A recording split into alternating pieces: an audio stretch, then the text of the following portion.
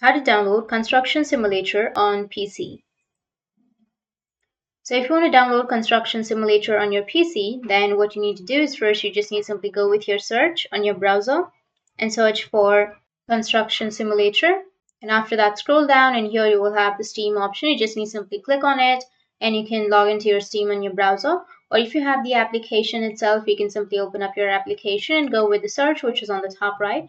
And then you can search for Construction Simulator. And here you will have the game. So you just need to simply scroll down and go with Add to Cart. Go with View My Cart, which is on the right side. And after that, select the game that you would like to download. Go with Continue to Payment, which is on the right side.